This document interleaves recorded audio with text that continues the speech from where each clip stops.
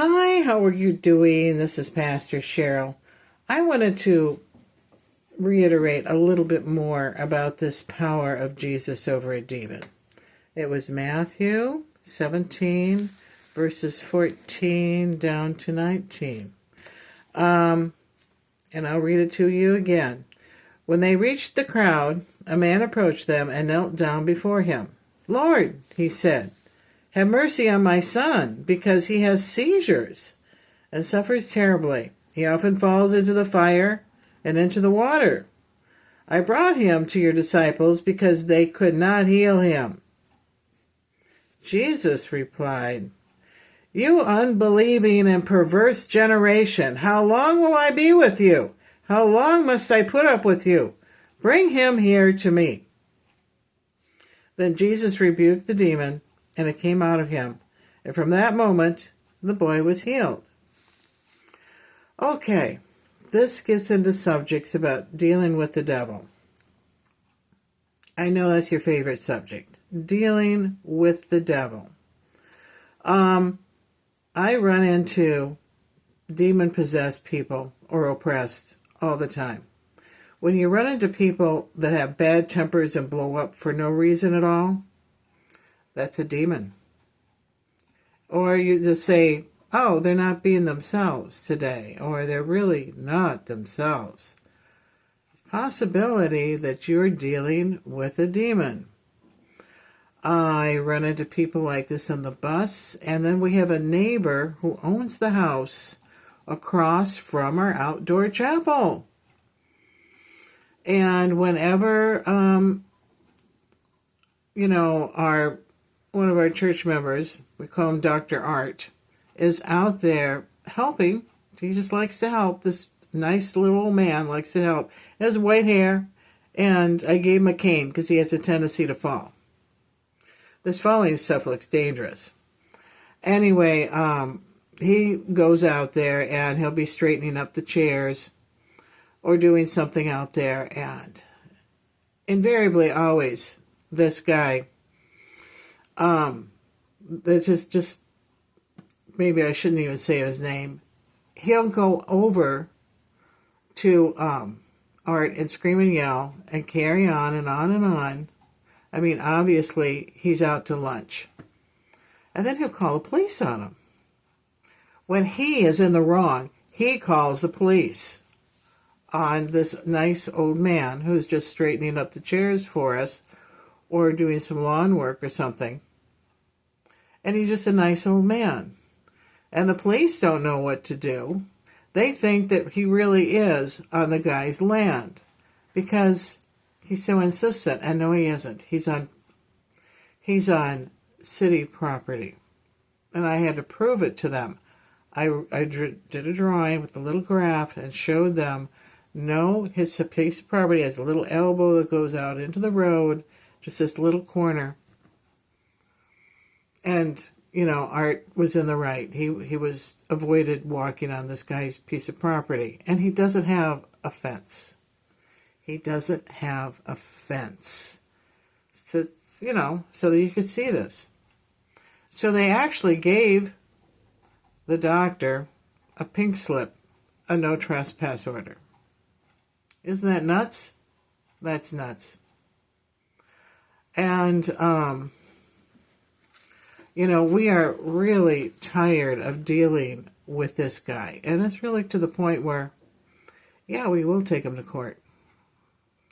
Abuse to elderly people, harassment and abuse to elderly people. Because all of our group is handicapped and elderly. The whole church, handicapped and elderly.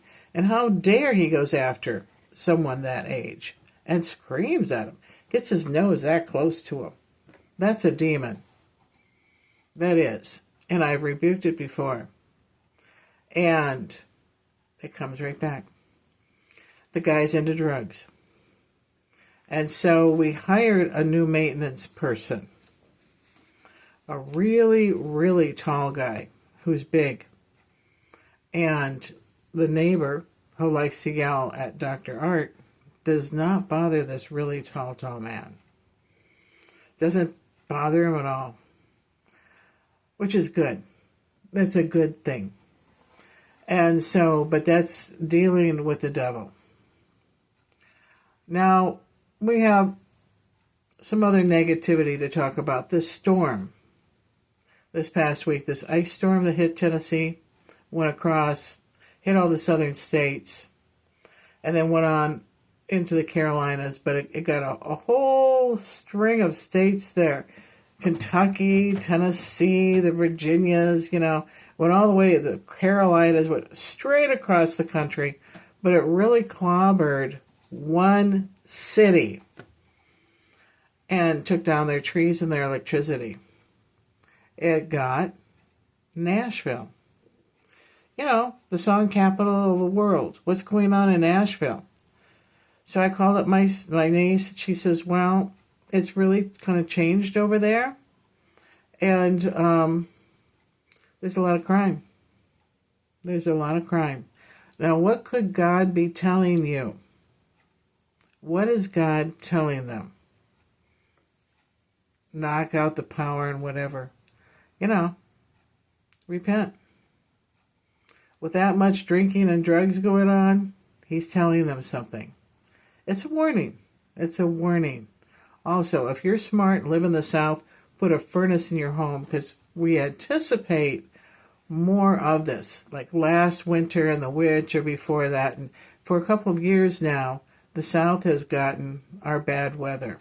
I live in northern Illinois. We only got like one winter storm earlier in December. That was it. We got 12 inches of snow, and then it melted and it's gone. And since then, just cold. They call it global warming. Now we're saying, no, the problem is the sun with the corona holes. And they're getting bigger and larger, and these things that the sun is causing are getting worse and worse. Some of our prophets say that we are in the beginning of the tribulation. Yeah.